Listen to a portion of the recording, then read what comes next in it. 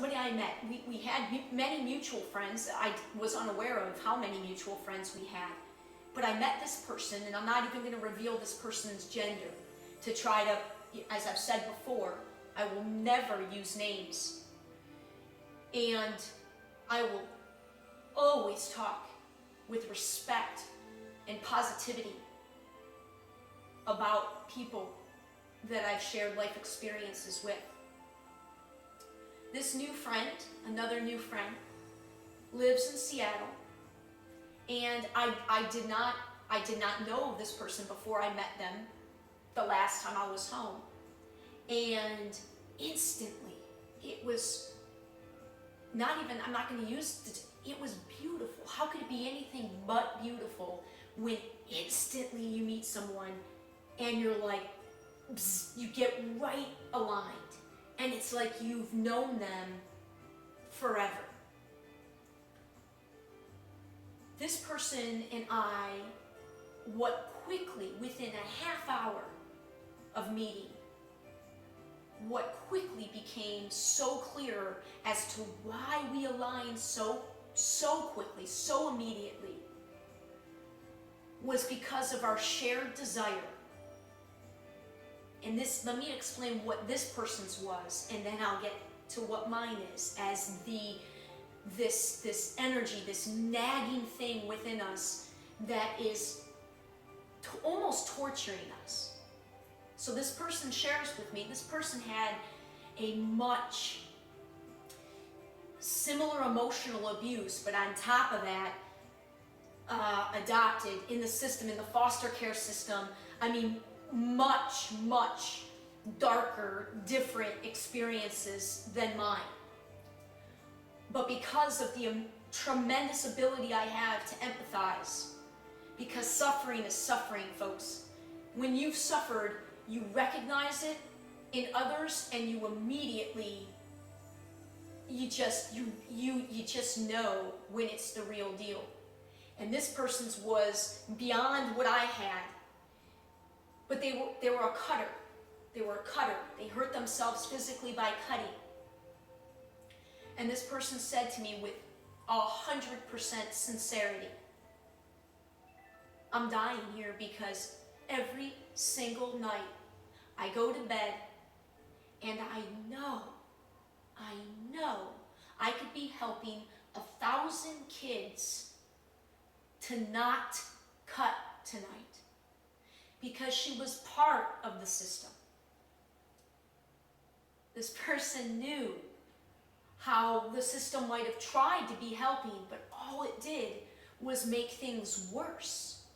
And you can't understand how to help somebody out of their darkness, like really help them out, so that it doesn't continue to be sneaky and to haunt them and to limit what they're able to do in their life. You can only see it and know it if you've experienced it yourself. Like, those are the people that can help the most. And this person, I mean, I knew exactly what she meant,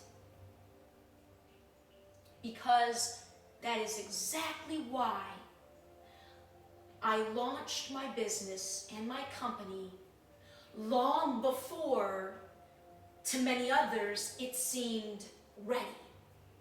How are you making an income, Alyson? Where's the cash flow? This doesn't really look like any business I recognize. True, I knew all of that. You don't think I was cognizant of that? But what I also knew is that simply with my words alone and getting my blog, just the blog out there, I was going to begin to help the thousands and thousands of people of all ages that I just know within me, my stories are going to help. I know it with absolute certainty. I know it because I've been doing it already my entire life. But I wasn't doing it in a way that, one, could really help people before, mostly because I wasn't yet healed. You've got to take care of yourself first before you can be what you're fully capable of being for others. The other reason I started my company when I did is because, as you're going to hear, this vision, well, I'm not quite sure if there can be a bigger vision. Screw it. I'm just going to put it out there right now. My vision is this.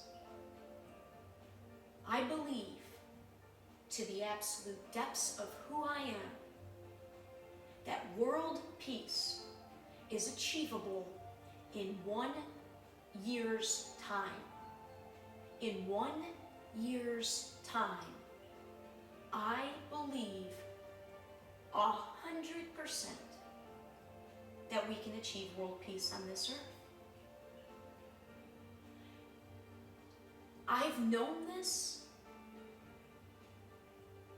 to some extent since I was little, and I remember trying to ask my mom, knowing that trying to talk to them about what I felt, because it was so, I didn't know what it was. I couldn't have been much more than 9.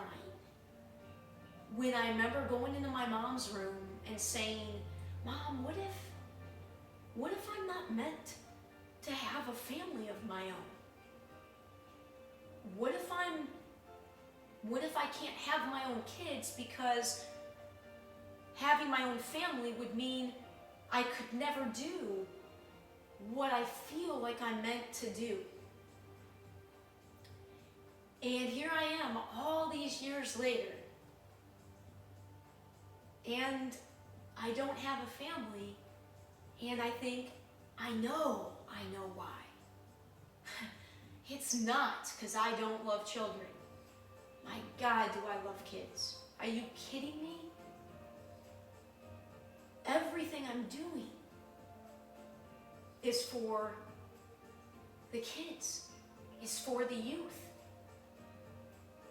When I went into that classroom and saw 80% of my 6th graders already dead in their eyes and dead in their hearts, and already 3 years behind at 6th grade, they couldn't read. I knew, how can I ignore my capability when I knew I can do more to affect children and the world than being in a classroom? And that's not an insult to any teacher. Are you kidding me? Our teachers they should be getting paid the most of anybody. But we can't go back and try to fix that system now. We can't. We've got to keep going forward and evolve beyond all of these very limiting systems that are just archaic. And there will be times to talk about the specific education system.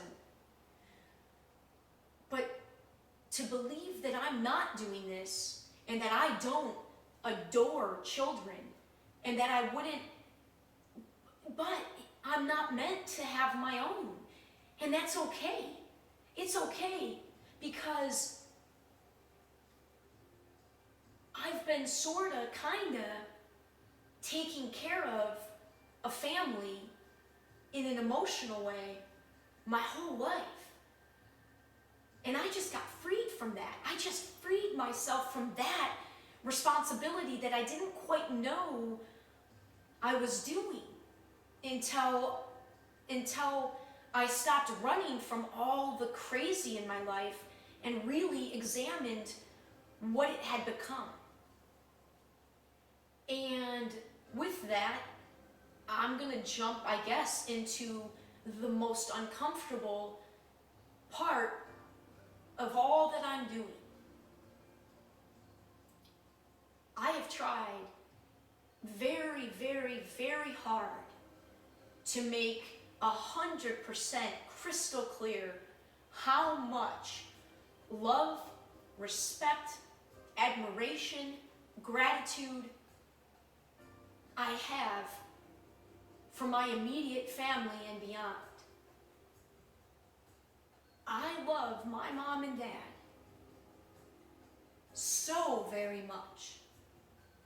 But what I've realized is that I can't love them more than they love themselves. And the reality is when our family was broken, when it first broke in Detroit, when I was 6 or 7 years old, the lives of all 5 of us changed dramatically. And what I could never explain, certainly as a child, was that I was conscious of this. I was aware of it. And I first recognized that I was sort of on my own was when we had just moved to Plymouth. And so I could have been 8, as young as 8, and I was not much older than 9. My parents were separated. The divorce wasn't yet final, and there is a reason why I know that is true. And at the time, my father had a girlfriend, the only girlfriend he's ever had since they've been divorced. And she had 2 boys, and we would spend weekends with them. And it was okay. Like it was fun. It wasn't, I mean, we were young, we were kids. Kids are super resilient. They just kind of go with the flow. If you're okay, as the adults, the kids are going to be okay.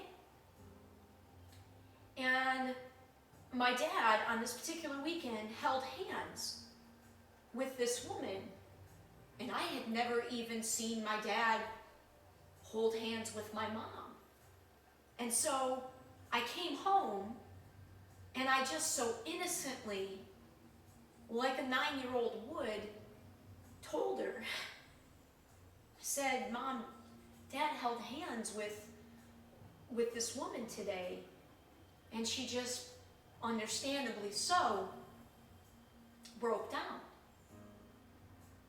And this would have been one of the last times that my mom and I even touched one another. And we were on the stairs between the kitchen and the family room. And I put my arm around her, and I just held her. Because I knew what she was lamenting. And right there, I knew that I had to be super strong for my mom, because I knew everything she was feeling. I knew she was terrified. I knew she was worried. I knew she was sad. And so that's when it began. And for many years, for a good 3 years, till I was at least in 7th grade, I was really okay with that extra emotional burden, that responsibility. I am capable of a lot, and I love making people feel good, and I love helping. And so it made me feel great that I could help my mom clean the house and cook and take care of my brothers and to be there for her. I loved it, and everything was okay. We spent time with Dad on weekends, and it was awesome. We saw him more when they were divorced. And as I got into middle school, and as I've shared on my recent videos, and I began to come into who I was as a young person, everything was okay. But interestingly, as soon as that time began for me, as soon as I began to see and experience how awesome life was, I began to pull away from these very adult responsibilities at home. I began to do only the bare minimum at home. I was, and again, this is in middle school, so I wasn't able to drive. I didn't have friends that could drive. So it was sort of subtle, the changes, but I definitely felt it. I definitely felt my mom's energy towards me shift. And it was not soon into high school where I could look back and name it. I could name it. I could say it was so understandable. Of course, she was going to be hurt by that. Of course, she was going to be jealous that I was having a life, that I was happy, because she wasn't. My mom is the strongest person I know, because I don't know anybody. Look at how I've struggled with just taking care of me. And my mom had 3 of us under the age of 9 that she was responsible for, and she was a teacher, a job that never ends, making no money and having to come home and still work every day. So I knew how hard it was for her. So I was at the same time, I'm starting to do less and be the kid that I was, a kid. I was still doing my chores. I was still the same person. I just wasn't doing all the adult stuff, all of it. And at the same time, because of my athletics outside of school and at school, I was demanding more of her.